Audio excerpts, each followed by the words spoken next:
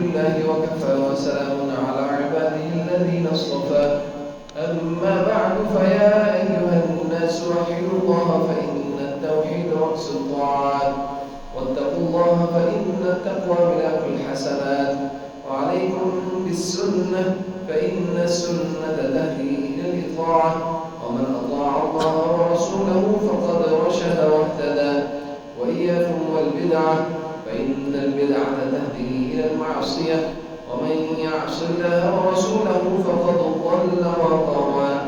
وعليكم بالصدق فإن الصدق ينجي والكذب يهلك، وعليكم بالإحسان فإن الله يحب المحسنين. ولا تقنطوا من رحمة الله فإنه هو أرحم الراحمين. ولا تحبوا الدنيا فتكونوا من الخاسرين. ألا وإن نفسا لن تموت حتى تستكمل رزقها، فاتقوا الله وأجملوا في الطلب وتوكلوا عليه فإن الله يحب المتوكلين.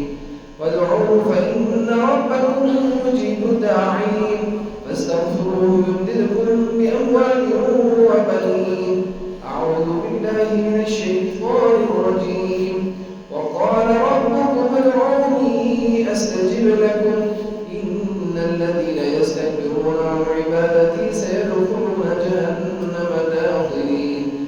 بارك الله لنا ولكم في القرآن العظيم ونفعنا وإياكم بالآيات والذكر الحكيم. أستغفر الله لي ولكم ولسائر المسلمين والمسلمات فاستغفروه إنه هو الغفور الرحيم.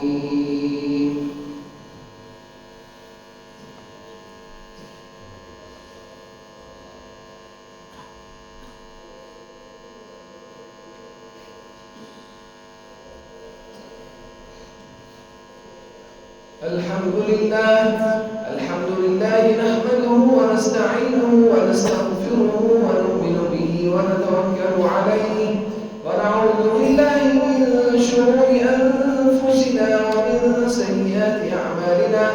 من يهده الله فلا مضل له ومن يضلله فلا هادي له. ونشهد أن لا إله إلا الله وحده لا شريك له، ونشهد أن سيدنا وسندنا ومولانا محمدا عبده ورسوله. قال الله تعالى: إن الله وملائكته يصلون على النبي يا أيها الذين آمنوا صلوا عليه وسلموا تسليما. اللهم صل على سيدنا ومولانا محمد عبدك ورسولك، وصل على المؤمنين والمؤمنات والمسلمين والمسلمات، وبارك على سيدنا ومولانا محمد وأزواجه وذرياته.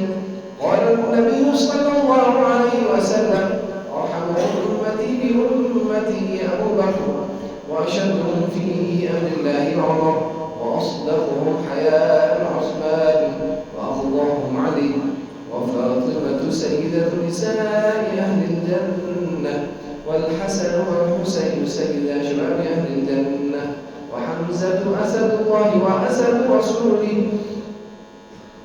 اللهم اغفر للعباس وولده مغفرة ظاهرة وباطنة لا تغادر ذنبا، رضوان الله تعالى عليهم أجمعين، وعلى كل الصحابة ومن تبعهم بإحسان إلى يوم الدين.